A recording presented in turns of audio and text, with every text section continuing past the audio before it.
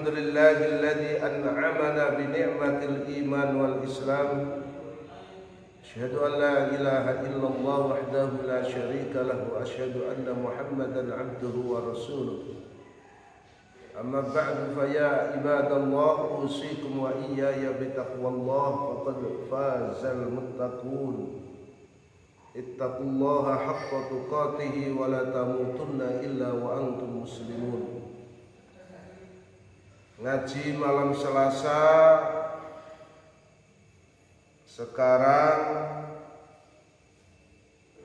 ingin menyampaikan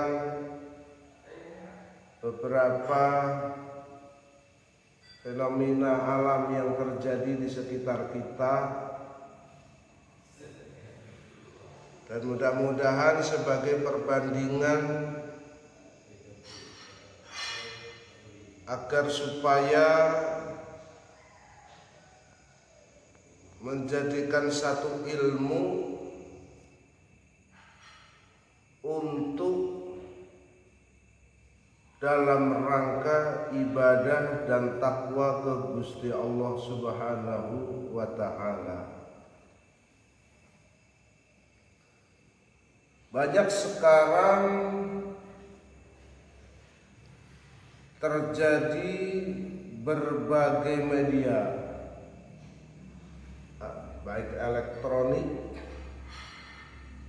ataupun media cetak ataupun media-media yang lain yang sering menampilkan berbagai macam acara misteri yang intinya misteri-misteri yang menakutkan umat, misteri-misteri yang menayangkan tentang hal ihwal syaitan, hantu, dedemit dan sebagainya lainnya. Menurut pandangan Pak Ustadz itu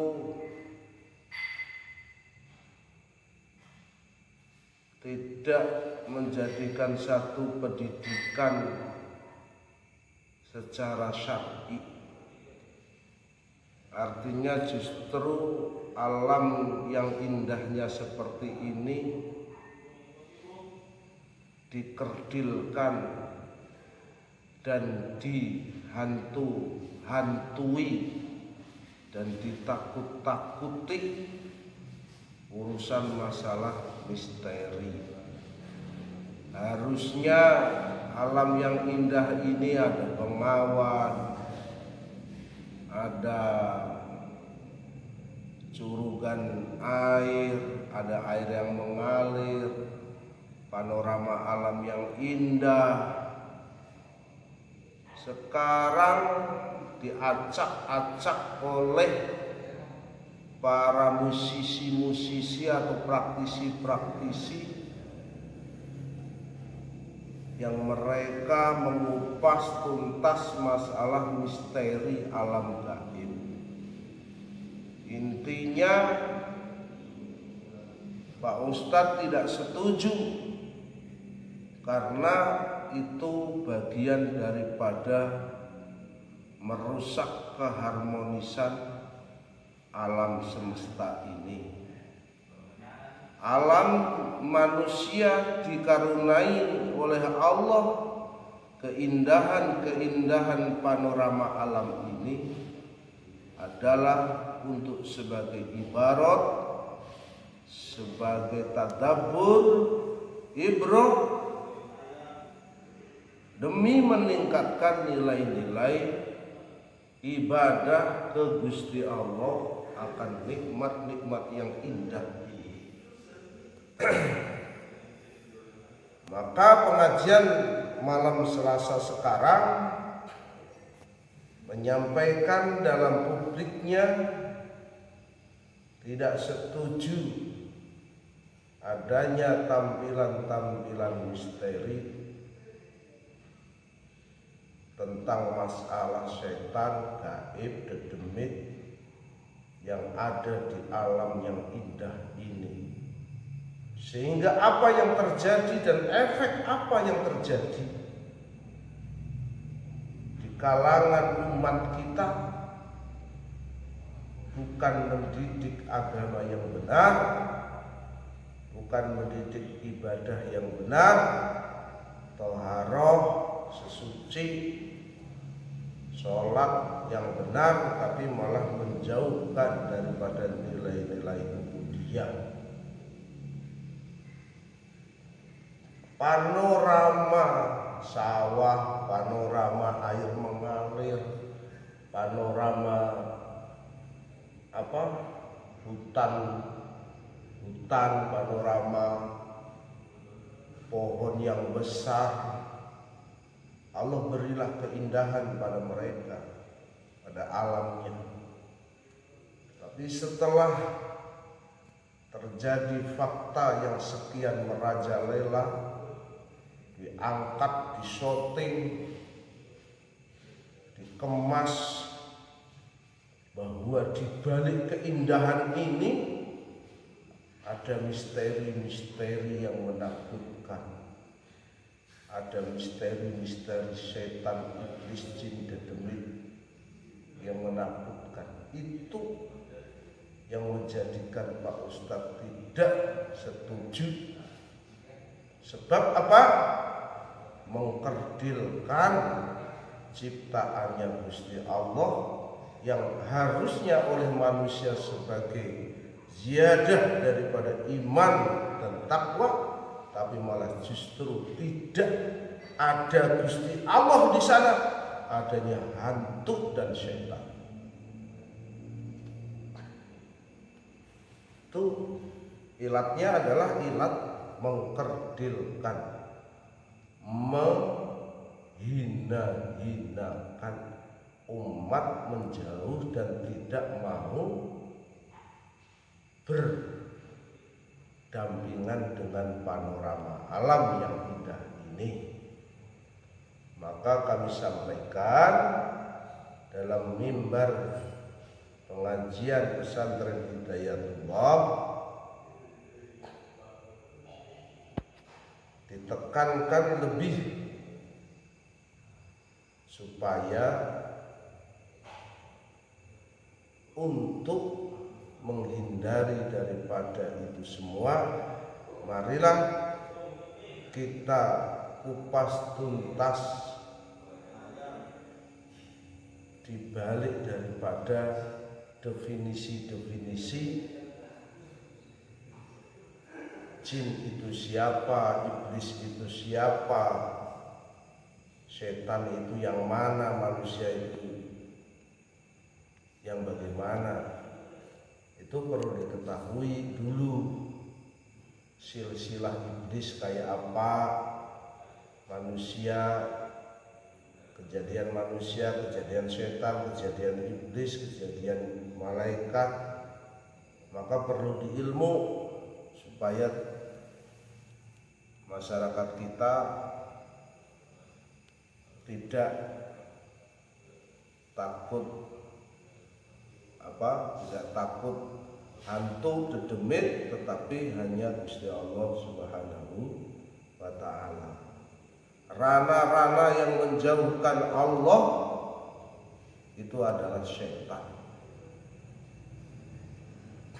Hadirin muhibbin, santri-santri,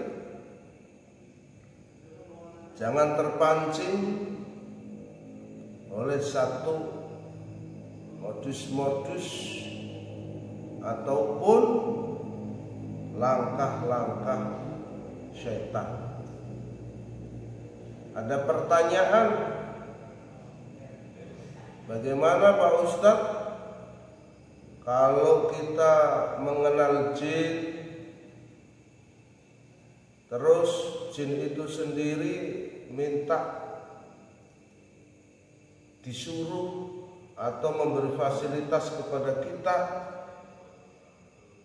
katakan jadi khodam atau apa gitu, maka Pak, dari sekian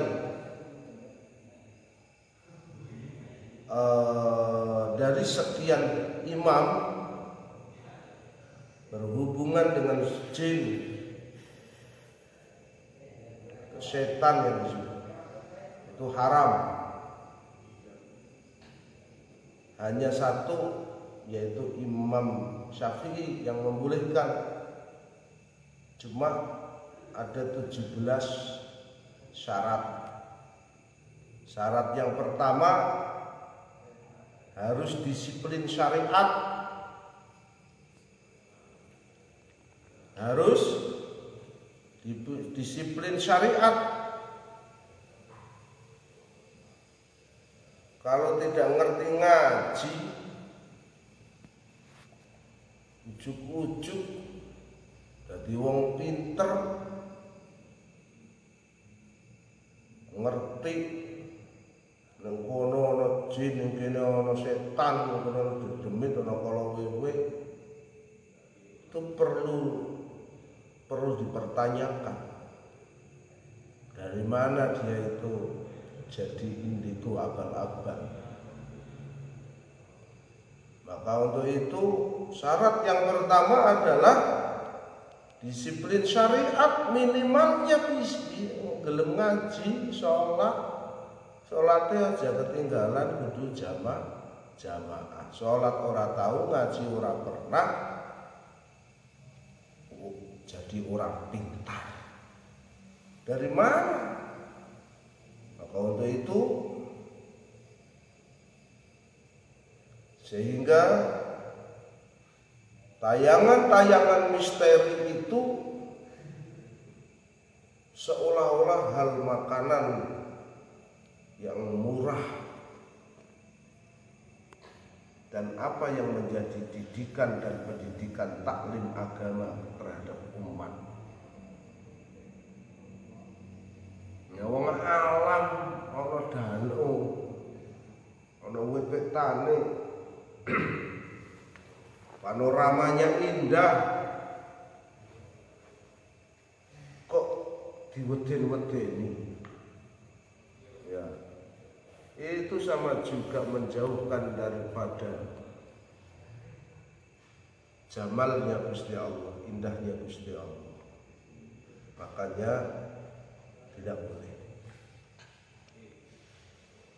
Bismillahirrahmanirrahim. Fenomena alam sekarang ini di sekolah, ya pada akhirnya efek-efek di sekolah, anak-anak kesurupan massal, di pabrik terjadi kesurupan massal, di kantor bersih AC enak, sedemikian rupa kesurupan massal. Tapi wayahe mauludan marhabanan ya ora ana wong kesurupan. Sebab energiknya hidayah Gusti Allah, nurnya Gusti Allah, nurnya Kanjeng Rasul. Nah itu nurnya, bukan nurnya, itu adalah hawa syaitan, hawa jin yang kesurupan. Dan tapi perlu diingat, tidak semua kesurupan itu atau orang yang nyurup itu benar jin atau benar setan atau benar yang disampaikannya. Kan begitu. Ujuk-ujuk di pabrik kesurupan massal. Apa indikasinya? Ujuk-ujuk orang ngerti ngaji ning ndi, gurune sapa dadi wong pinter, iso manggil wali, iso manggil jin. Lah kuwi kok idahe saka ngendi? Maka untuk itu perlu satu-satu dulu Pak Ustadz ingin menjelaskan masalah perihal makhluk halus.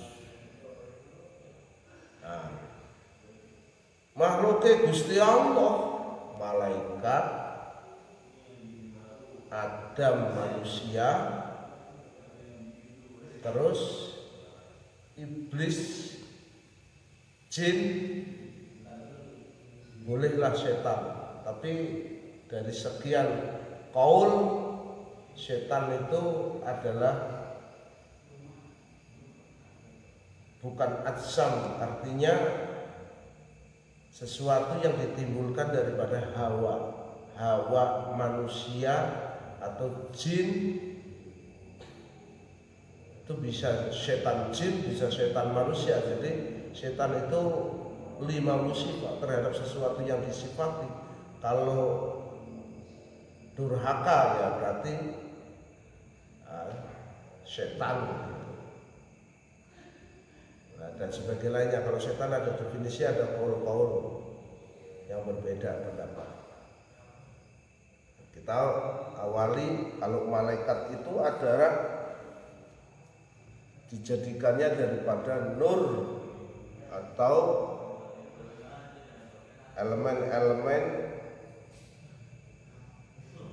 daripada cahaya yang oleh Allah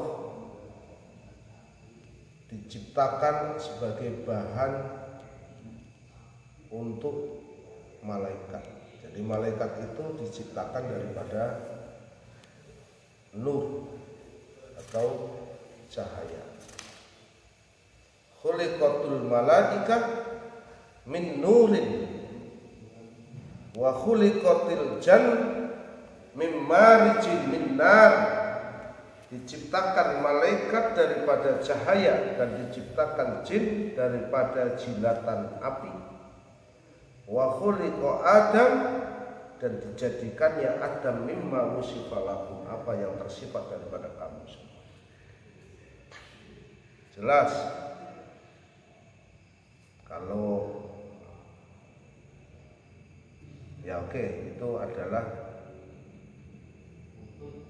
diciptakannya makhluk Allah, malaikat daripada nur, jin daripada mimmarijin minnar, daripada jilatan api. Bagaimana mengartikannya jilatan api? Ya kadang-kadang halusinasi manusia itu seperti asap, seperti kayak cahaya, jilatan api. Itu kan suka mereka menggambarkan wa khuliqa Adam mimma wusifa lahu. Adam adalah diciptakan daripada zat-zat, yaitu daripada tanah. Bismillahirrahmanirrahim. Hum ajsamun latifun mahluqatun min nurin. Malaikat itu adalah makhluk halus yang diciptakan daripada nur. La ya'kuluna, mereka tidak mengkonsumsi makanan. Wala yashrabuna, dan mereka tidak mengkonsumsi minuman. Wahum ibadun mukramun, mereka itu adalah hamba-hamba Allah yang dimuliakan. La ya'suna, tidak pernah maksiat ke Gusti Allah. La ya'suna Allah, tidak pernah menentang ma'amarahum, apa yang oleh Allah perintahkan kepada mereka. Wa yaf'aluna, dan mereka selalu siap disiplin melaksanakan ma yu'marun, apa yang oleh Allah diperintahkan kepada mereka. Itu adalah malaikat. Wa ammal jin, sedangkan jin itu adalah ajsamun latifatun hawaiyatun. Jin itu adalah jisim. Jisim itu zat. Ajsam berarti ya bentuk. Latifatun yang halus, hawaiyatun seperti angin. Hawa, sebangsa hawa. Kalau angin itu belum hawa ya, masih atom atau katakan kalau manusia aura atau mungkin begitu. Tatasyakkalu bi askali mukhtalifatin, mereka bisa berubah-ubah bentuk. Jin itu bisa berubah-ubah bentuk. Wa yadharu minha af'alun ajibatun, mereka bisa melakukan menjelma perbuatan-perbuatan yang menakjubkan. Minhumul mu'min wal kafir wat ta'i wal 'asy. Lah jin itu ada yang mukmin, ada yang kafir, ada yang taat, ada yang maksiat. Itu jin. Maka lebih jelasnya pengajian sekarang adalah mengetahui awal mula daripada iblis dulu. Kalau iblis awal mula, iblis itu adalah makhluk Allah yang ganteng, yang taat, yang ahli ibadah, yang ahli tawaf di Sidratul Muntaha. Dan iblis itu pernah dipercaya oleh Allah sebagai security surga, satpamnya surga. Iblis itu pernah diamanahan ku Gusti Allah memimpin ribuan malaikat.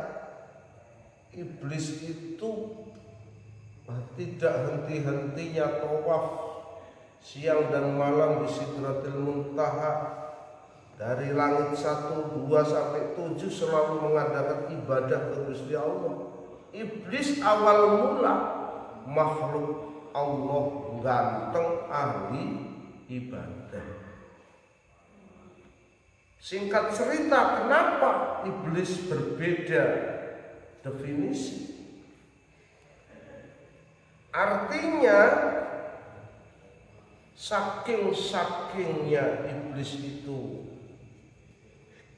hebatnya bertaat ke Gusti Allah, ibadahnya luar biasa, sehingga saking luar biasanya Allah memberi amanat, memberi beban, memberi predikat, memberi keleluasaan hebatnya iblis beribadah, sehingga iblis di situ muncul, dicoba oleh Allah, muncul kesombongan daripada diri iblis, sehingga Allah menciptakan Adam alaihi salam. Iblis suruh sujud ke Nabi Adam, tidak mau, aba wastakbar, menentang dan bersombong. Khalaqtahu min tin, khalaqtum min nar wa khalaqtahu min tin. Saya dijadikan daripada api dan Adam dijadikan daripada tanah. Ya, sombongnya iblis begitu, menentang, suruh sujud. Artinya sujud bukan berarti mentuhankan terhadap manusia, mensinkronisasi, bersinergik.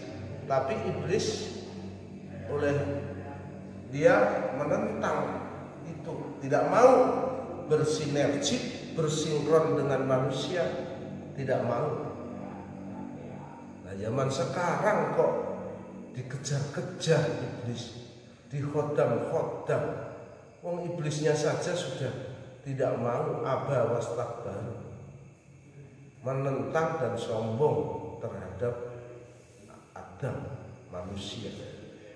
Nah, kok sekarang dimuncul-munculkan di misteri-misteri? Itu apa untungnya? Kembali lagi, iblis sombong. Singkat cerita, dengan kesombongan dia oleh Allah dikeluarkan dari surga, gitu aja, langsung. Itu ada prosesi lama itu.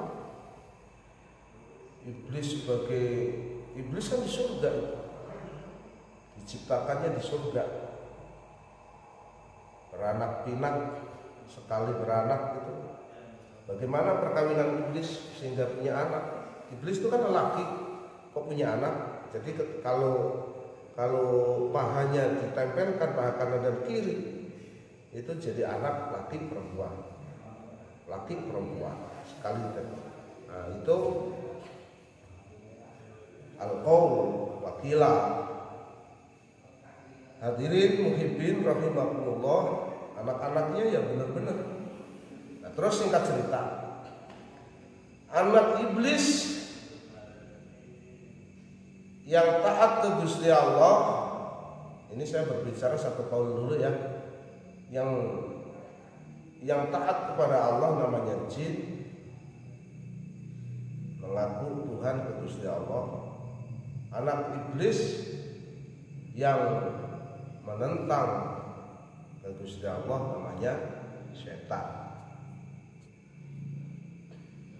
Maka untuk itu perlu diketahui, kalau sudah ngerti silsilahnya iblis, setan, jin, maka kamu nggak takut. Mereka adalah makhluk Gusti Allah. Ya benar tadi, golongan iblis, ya jin itu ya binnya bin iblis, setan ya binnya bin iblis. Kan setan itu kategori Allah itu meninggalkan hamalan, tarokahum hamalan. Gusti Allah meninggalkan begitu saja, hamalan diumbar. Maka anak setan untune coplok siji, setan kucir, setan ngesot. Nah itu memang peradaban mereka oleh Allah diumbar sekarang teing cek Sunda mah gitu.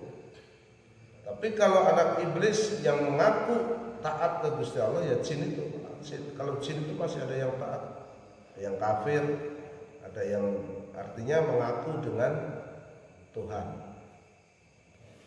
Nah, ada yang taat, ada yang maksiat, ada yang kafir dan sebagainya.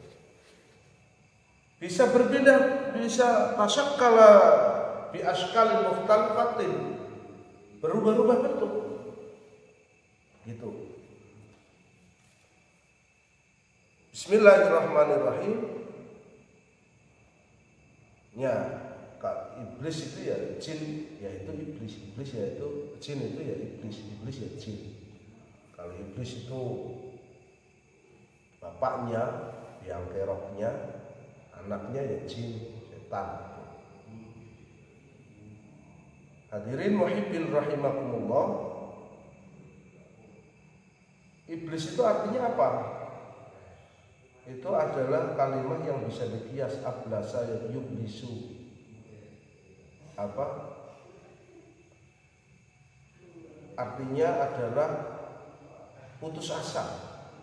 Iblis itu adalah putus asa, ablasa, putus asa.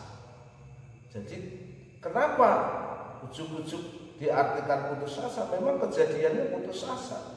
Setelah dia manusia makhluk Allah hebat, tapi oleh Allah menciptakan Adam, dan ternyata iblis itu peradabannya suruh bersinergi, bersinkron, sujud kepada Adam, akhirnya putus asa. Itu makanya iblis putus asa. Dan iblis itu penyakitnya cuma sombong, dikeluarkan dari surga.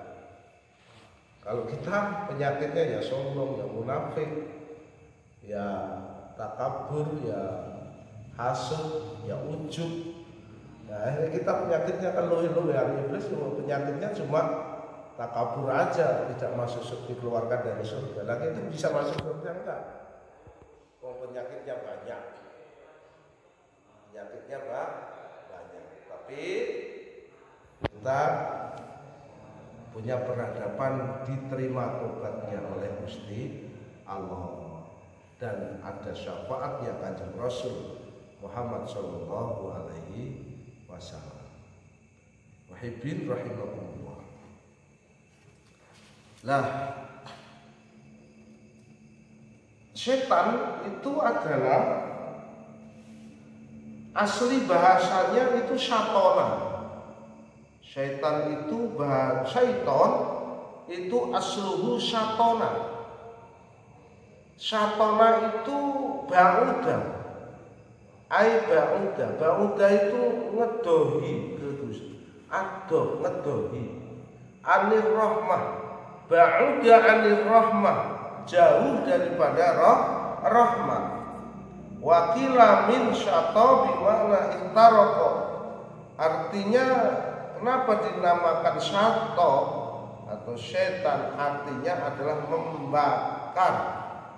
Wa huwa ismun likulli atin, itu adalah julukan setiap yang durhaka daripada jin atau manusia. Jin atau manusia, sebutan setiap yang durhaka daripada jin dan manusia itu adalah setan. Manusia yang durhaka menentang Gusti Allah ya setan. Jin yang durhaka dan menentang Gusti Allah ya setan. Nah, setan itu sendiri adalah ba'uda anir rahmah, artinya jauh daripada rahmat. Jadi definisi setan itu adalah yang jauh daripada rahmatnya Gusti Allah. Nah, ini berbeda. Kalau tadi ajsam, kalau ini bersifat. Ada yang mengatakan setan itu adalah timbulnya sifat durhaka yang timbul daripada manusia atau jin. Setiap jin atau manusia yang durhaka oleh Gusti Allah yaitu setan. Setan membakar daripada rahmatnya Gusti Allah. Nah, terus ada lagi inna syaitonal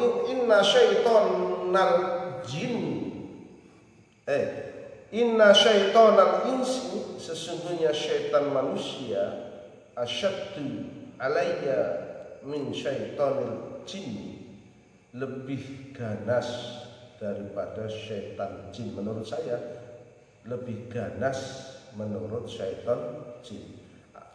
Syaitonul jinni asyaitonul insi asyaddu min syaitonil jinni.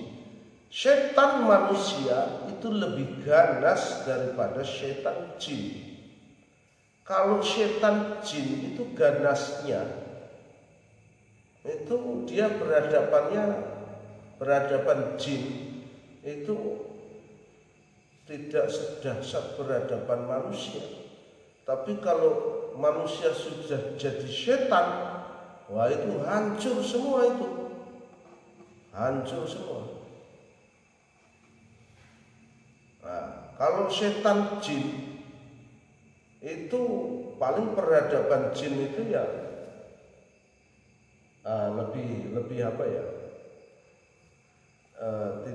Tidak sedahsyat daripada hancurnya setan manusia.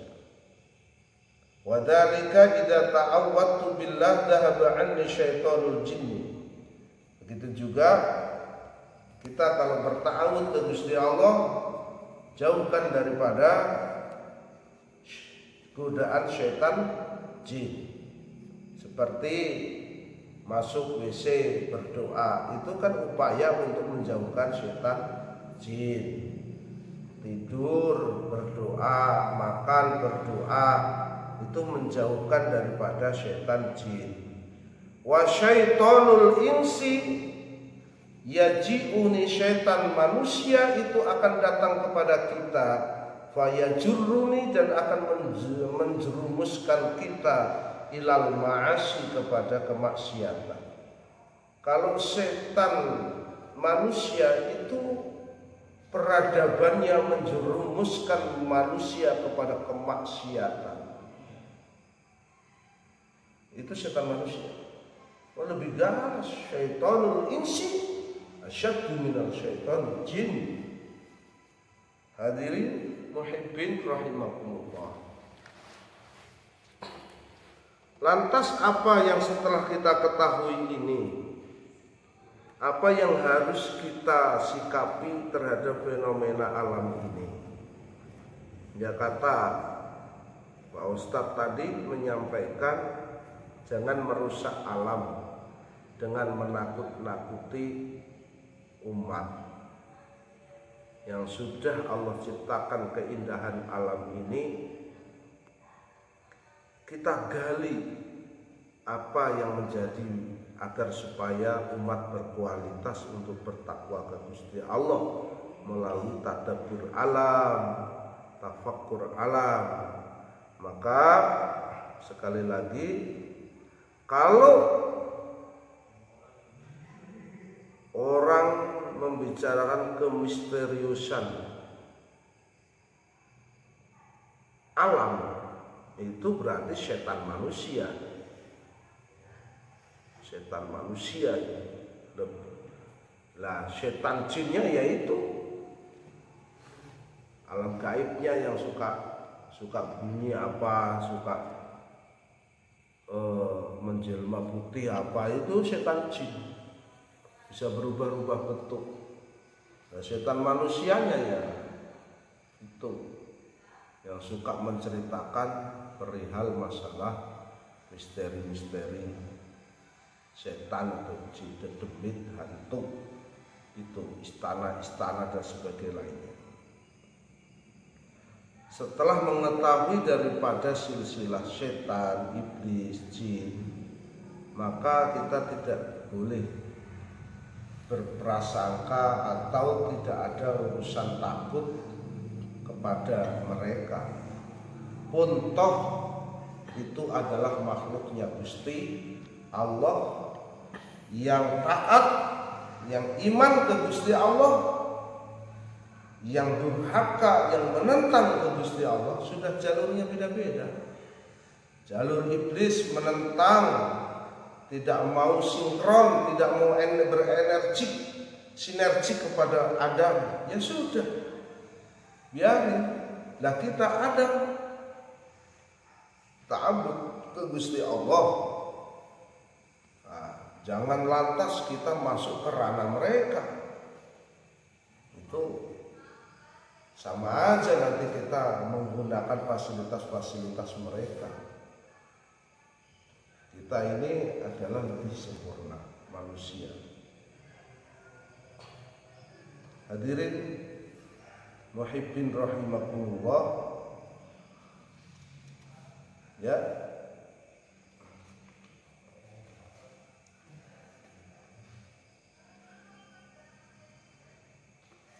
sekarang berbicara mengenai kesurupan massal. Kesurupan aja dulu. Itu adalah ilmunya setan, ilmunya jin, manusia, malaikat, seperti itu. Mungkin bisa lebih dikupas lebih panjang lagi. Barangkali ada kiai-kiai yang lebih, bolehlah disampaikan dalam konteksnya yang lebih luas lagi. Sekarang berbicara mengenai kenapa terjadi kesurupan, atau apa sih yang disebut kesurupan itu?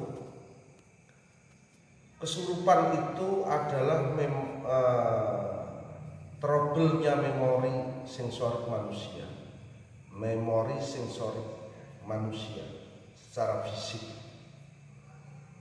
Kita mendefinisikan kesurupan secara fisik memang fenomena yang terjadi di sekitar kita ini kebanyakan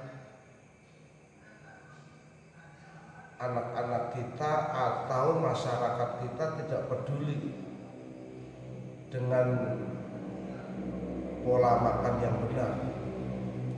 Pola makan yang benar itu artinya sekian daripada riset atau penelitian, kebanyakan yang kesurupan itu mempunyai lambung yang kronis atau detak jantung yang tidak stabil.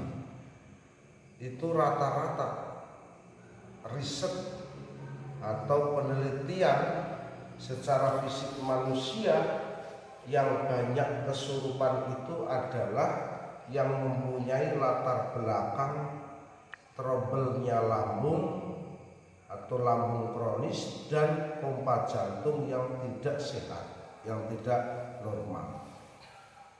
Sehingga apa kok bisa terjadi demikian? Ya memang banyak di masyarakat kita tidak peduli dengan pola makan yang benar, sarapan dan sebagainya. Itu diantaranya indikasinya. Bisa terjadi masal secara fisik manusia, orang yang mempunyai trouble lambung itu lambung itu kalau sudah kronis itu merusak daripada sensorik motorik manusia. Kalau sudah ada sesuatu yang tidak dilihat oleh dia tidak enak atau mengejutkan atau mengagetkan, itu otomatis pompa jantungnya lemah, terus asam lambungnya naik, terjadilah dia kesurupan secara fisik. Karena orang yang punya riwayat lambung kronis itu sensor motoriknya rusak. Maka kalau ada kejadian-kejadian yang tidak dia sukai, itu langsung dia itu seperti kesurupan atau lemes atau radikal. Dan tidak semua kesurupan itu setan atau jin. Boleh Pak Ustadz lebih menekankan kesurupan-kesurupan yang terjadi fenomena di kita ini sekolah. Dulu-dulu sih tidak ada. Sekolah SD kesurupan, sekolah SMP kesurupan, kantor kesurupan tidak ada. Karena apa? Petani dulu mengutamakan pola makan petani zaman dulu itu sarapan. Walaupun gaplek, walaupun sengkong, itu karbohidrat yang mengamankan daripada lambung mereka. Sekarang anak-anak kita berangkat sekolah aja nggak sarapan. Nanti makan-makan setengah hari, istirahat, makannya juga yang pedas-pedas. Karyawan-karyawan pabrik dari rumah juga nggak makan, memburu waktu orang-orang kantor. Maka disimpulkan bahwa kebanyakan daripada orang-orang yang katakan kesurupan itu adalah secara fisik trouble daripada sensor motoriknya sebab akibat lambung atau detak jantungnya tidak normal. Pertama itu. Yang kedua, kesurupan yang diakibatkan daripada jin atau setan. Kembali lagi, kalau kekebalan tubuh manusia itu lebih mendominasi manusia itu secara fisik sehat, itu juga tidak mudah kemasukan yang disebut dengan jin itu sendiri yang mendolimi manusia. Pertama itu, kalau manusianya sehat, disiplin artinya kuat dalam fisiknya, itu otaknya juga jernih. Detak lambung, lambung dan jantung sehat, itu orang yang gampang kemasukan setan atau jin. Itu orangnya yang labil, orangnya yang imunisasinya, kekebalan tubuhnya itu enggak kuat. Terbang lagi. Nah, akhirnya bagaimana perbedaan antara atau membedakan antara itu kesurupan jin atau kesurupan akibat karena fisik manusia? Nah, kesurupan jin itu tidak seganas loncat-loncat begitu, meraung-raung, atau bisa adzan, bisa gini. Tidak demikian. Kesurupan jin itu lebih halus lagi, lebih halus, tidak radikal, lebih merusak daripada jiwanya manusia itu. Tapi kalau kesurupan yang diakibatkan oleh fisik itu halusinasi yang sensor motoriknya, sehingga halusinasinya itu terlalu tinggi. Ya bisa menebak ini itu, bisa tenaganya lebih kuat. Itu adalah daripada fisik manusia yang lemah tadi secara kekebalan tubuhnya. Kalau jin atau setan yang menyuruh itu tidak demikian, lebih sistem lagi, dan manusianya juga nggak bakalan kuat. Maka untuk itu kuatkan kekebalan tubuh kita untuk menjamin nutrisi lambung, sehingga kinerja daripada otak belakang kita ini, sensor motor kita ini tidak mengalami trouble. Nah, pertanyaannya begini, ujuk-ujuk ada indigo yang abal-abal bisa menebak itu, di situ ada setan, di sini ada iblis, di situ ada jurik. Itu belum bisa penuh dipercaya. Karena apa? Orang yang mempunyai daripada lambung yang rusak itu ya otak belakang ini kerjanya nggak sehat, lebih didominasi oleh halusinasi. Orang pulang dari sawah perut kosong, masalahnya cuma tidak ada air, bisa membunuh istrinya. Itu bukan kesurupan jinnya, tapi karena sensor motoriknya tidak menerima. Begitu lihat kejadian yang menentang dia langsung naik kayak kesurupan. Bukan jin itu, sensor motoriknya manusia itu. Akibat apa? Ya akibat itu lambung dan detak jantung yang tidak normal. Hadirin muhibbin rahimakumullah. Maka jawabannya adalah kesurupan yang ada di pabrik-pabrik itu didominasi oleh pola makan, pola tidur yang tidak benar, pola jantung dan pola lambung yang tidak normal. Terus apalagi? Makanya lebih suka dengan adegan misteri. Karena apa?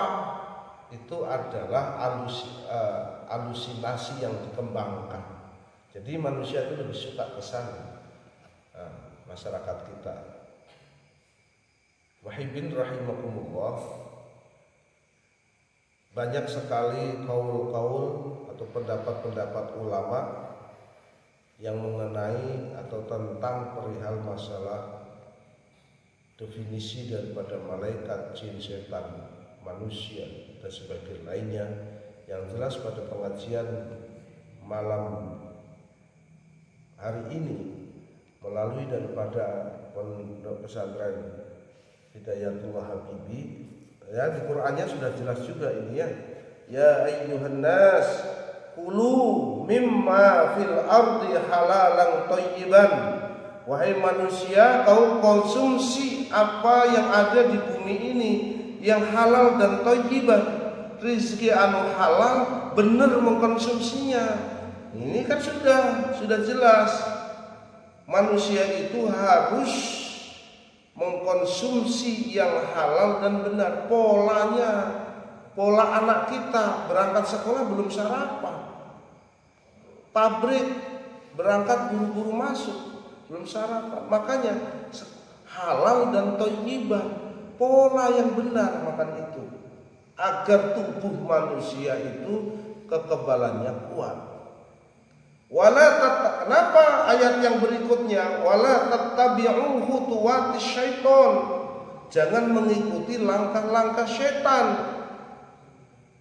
Orang yang seperti tadi saya sampaikan, yang punya trouble lambung atau mengkonsumsi pola makan yang gak benar, itu akan terumbang-ambing daripada langkah-langkah setan. Maka banyak kesurupan, dan kesurupan itu juga tidak semuanya jin. Secara fisik, ini fisik manusia ini. Pinter kayak orang indigo, hebat, bisa nebak sana sini. Itu adalah mengikuti langkah-langkah setan. Sudah bagus tempat wisata, objek wisata, indah, kok di setan-setankan, di misteri-misterikan. Nah ini wala tattabi'u khutuwatis syaiton. Innahu lakum aduwwum mubin. Setan itu adalah musuh. Maka jangan banyak ditampilkan. Hadirin ma'asyiral muslimin rahimakumullah, Allahumma shalli wa sallim wa barik ala sayyidina Muhammadin wa ala alihi wa ashabihi ajmain. Allahumma rabbana zalamna anfusana wa illam taghfir lana wa tarhamna lanakunanna minal khasirin wa tub alaina innaka antat tawwabur rahim. Rabbana antas salam wa minkas salam wa ilaika ya'udus salam fahyina rabbana bis salam wa adkhilna jannata darus salam wa adkhilna jannatuka darus salam. Allahumma rabbana anzil alaina barakatun minas sama wa barakatun minal ardh faqribna ya Allah. Idfa' 'anna al-bala wal waba wal amrad wasyadaida wal minhan ma dhahara minha wa ma batana min baladina hada wa min buldanil muslimin. Allahumma rabbana atina fid dunya hasanatan wa fil akhirati hasanatan wa qina sallallahu alaihi wasallam walhamdulillah. Al-Fatihah. A'udzubillahi minasyaitonir rajim. Bismillahirrahmanirrahim. Alhamdulillahirabbil alamin arrahmanir rahim maliki yaumiddin iyyaka na'budu wa iyyaka nasta'in ihdinas siratal mustaqim siratal ladzina an'amta 'alaihim ghairil maghdubi 'alaihim waladdallin. Amin. Sekian usikum wa nafsi bi taqwallah. Wassalamualaikum warahmatullahi wabarakatuh.